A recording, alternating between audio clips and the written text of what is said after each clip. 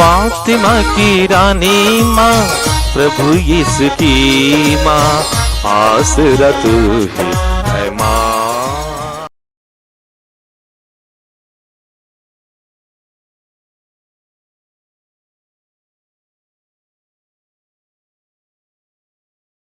पहला पाठ प्रेरित चरित्र अध्याय 8 पद संख्याएं 26 से 40 तक।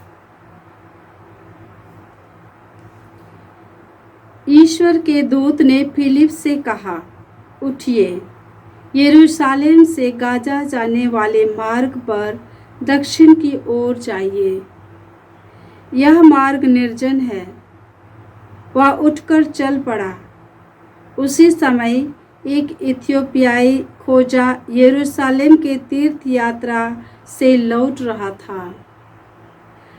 वह इथियोपिया की महारानी कंदा का उच्चाधिकारी तथा प्रधान कोषाध्यक्ष था। वह अपने रथ पर बैठा हुआ नबी ईसायास का ग्रंथ पढ़ रहा था। आत्मा ने फिलिप से कहा, आगे बढ़िए और रथ के साथ चलिए। फिलिप दौड़कर उसके पास पहुंचा और उसे नबी ईसायास का ग्रंथ पढ़ते सुनकर पूछा, आप जो पढ़ रहे हैं क्या उसे समझते हैं? उसने उत्तर दिया, जब तक कोई मुझे ना समझाए तो मैं कैसे समझूंगा? उसने फिलिप से निवेदन किया कि वह चढ़कर उसके पास बैठ जाए। वह धर्म ग्रंथ का यह प्रसंग पढ़ रहा था। वह मेमने की तरह वध के लिए ले जाया गया। ऊन कतरने वाले के सामने चुप रहने वाले भेड़ की तरह उसने अपना मुंह नहीं खोला। उसे अपमान सहना पड़ा। उसके साथ न्याय किया गया। उसकी वंशावली की चर्चा कौन कर सकेगा? उसका जीवन तो पृथ्वी पर से उठा लिया गया है। खोजे ने फिलिप से कहा, आप कृपया मुझे बताइए, नबी किसके विषय में यह कह रहे हैं? अपने विषय में या किसी दूसरे के विषय में? तब फिलिप धर्म ग्रंथ के इस प्रसंग को आधार बनाकर उसे यीशु का सुसमाचार सुनाने लगा। यात्रा करते करते वे एक जलाशय के पास पहुँचे। खोजे ने कहा, यहाँ पानी है, मेरे बपतिस्मा में क्या बाधा है? फिलिप ने उत्तर दिया, यदि आप सारे हृदय से विश्वास करें तो कोई बाधा नहीं। इस पर उसने कहा, मैं विश्वास करता हूँ कि यीशु मसीह ईश्वर के पुत्र हैं। उसने रथ रोकने का आदेश दिया। तब फिलिप और खोजा दोनों जल में उतरे और फिलिप ने उससे बपतिस्मा दिया। जब वे जल से बाहर आए तो ईश्वर का आत्मा फिलिप को उठा ले गया। खोजे ने उससे फिर नहीं देखा। फिर भी वह आनंद के साथ अपने रास्ते चल पड़ा। फिलिप ने अपने को अजोतस में पाया और वह कैसरिया पहुँचने तक सब नगरों में सुसमाचार का प्रचार करता रहा। प्रभु की वाणी। ईश्वर को धन्यवाद। भजन अनुवाक्य। समस्त पृथ्वी ईश्वर को धन्य कहे। समस्त पृथ्वी ईश्वर को धन्य कहे। हे राष्ट्रों, हमारे ईश्वर को धन्य कहो और उसकी प्रशंसा में गीत सुनाओ। वही हमें जीवन प्रदान करता और विचलित हो जाने से बचाता है। अनुवाक्य, समस्त पृथ्वी ईश्वर को धन्य कहे। समस्त पृथ्वी ईश्वर को धन्य कहे। हे प्रभु भक्तों, आओ और सुनो। मैं तुम्हें बताऊंगा कि उसने मेरे लिए क्या क्या किया है। मैंने उसे ऊंचे स्वर से पुकारा और उसकी प्रशंसा में गीत सुनाया। अनुवाक्य, समस्त पृथ्वी ईश्वर को धन्य कहे। समस्त पृथ्वी ईश्वर को धन्य कहे। धन्य है ईश्वर, उसने मेरी प्रार्थना नहीं ठुकराई और मुझे अपने प्रेम से वंचित नहीं किया। अनुवाक्य, समस्त पृथ्वी ईश्वर को धन्य कहे। समस्त पृथ्वी ईश्वर को धन्य कहे। जय घोष। alleluia। प्रभु कहते हैं, स्वर्ग से उतरी हुई वह जीवंत रोटी मैं हूँ। यदि कोई वह रोटी खाएगा तो वह सदा जीवित रहेगा। alleluia। प्रभु आप लोगों के साथ हो और आपकी आत्मा के संत साथ। योहन के अनुसार प्रभु यीशु ख्रिस्त का पवित्र सुसमाचार। हे प्रभु तेरी महिमा हो। अध्याय 6 पद संख्याएं 44 से 51। यीशु ने लोगों से यह कहा, कोई मेरे पास तब तक नहीं आ सकता जब तक कि पिता जिसने मुझे भेजा है उसे आकर्षित न करे।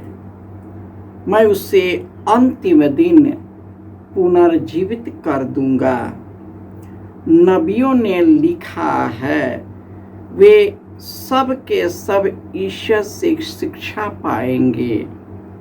जो कोई ईश्वर की शिक्षा सुनता और ग्रहण करता है वह मेरे पास आता है। यह न समझो कि किसी ने पिता को देखा है। जो ईश्वर की ओर से आया है उसी ने पिता को देखा है। मैं तुम लोगों से कह देता हूँ, जो विश्वास करता है उसे अनंत जीवन प्राप्त है। जीवन की रोटी मैं हूँ। तुम्हारे पूर्वजों ने मरुभूमि में मन्ना खाया, फिर भी वे मर गए। मैं जिस रोटी के विषय में कहता हूँ वह स्वर्ग से उतरती है। जो उसे खाता है वह नहीं मरता। स्वर्ग से उतरी हुई जीवंत रोटी मैं हूँ। यदि कोई वह रोटी खाएगा तो सदा जीवित रहेगा। जो रोटी मैं दूंगा वह संसार के जीवन के लिए अर्पित मेरा मांस है। यह प्रभु का सुसमाचार है। हे क्रिस्त तेरी स्तुति हो। ख्रिस्त में प्यारे भाइयों और बहनों, जो यीशु से संयुक्त है उसमें पूर्ण विश्वास करता है, उसकी शिक्षाओं को ग्रहण करता है और उसके मार्ग पर चलने रहता है, वह यीशु के जीवंत रोटी को ग्रहण करता है और वह जीवंत रोटी सदा के लिए उसमें निवास करता है।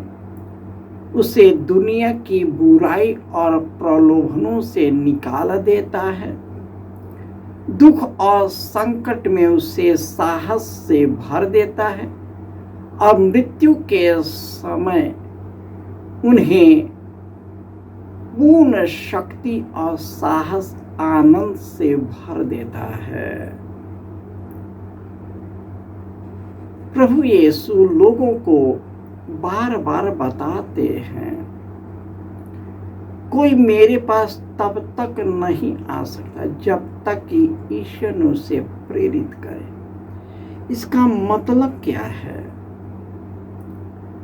ईश्वर ने उस संसार को इतना प्यार किया कि उन्होंने अपने इकलौते पुत्र को अर्पित कर दिया, और जो कोई उसमें विश्वास करे उसका सर्वनाश न हो बल्कि अनंत जीवन प्राप्त कर सके। वही वचन जीवंत रोटी बनकर स्वर्ग से उतर गया, और जो भी उसको खाता है, बोलता है, उसे अनंत जीवन प्राप्त है।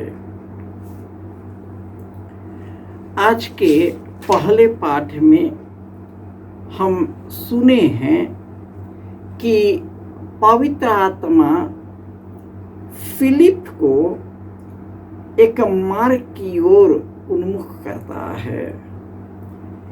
इथोपियाई खोजा जो यरूशलेम की तीर्थ यात्रा के बाद लौट रहा था, वह महारानी कादंदा का उच्च अधिकारी और प्रधान कोषाध्यक्ष था। वह ईसाइस नबी का ग्रंथ पढ़ रहा था, और जैसे जैसे पढ़ रहा था उसकी आत्मा विचलित हो गया। तब ईश्वर ने उस खोजे को मदद करने के लिए फिलिप को वहां ले गया, और जो पढ़ रहा था फिलिप ने समझाया, और खोजे ने विश्वास किया, यीशु को ग्रहण किया और सदा के लिए ईश्वर का बन गया। ईश्वर का बनने का मतलब है उनको पूर्ण रूपेण धारण करना। जब हम उसके मार्ग पर चलने लगते हैं, ईश्वर हमें अनुभूतियों से भर देते हैं, दिव्य ज्ञान से भर देते हैं, और हमारे जीवन में अद्भुत कार्य करने लगते हैं जो इस संसार से परे कार्य है।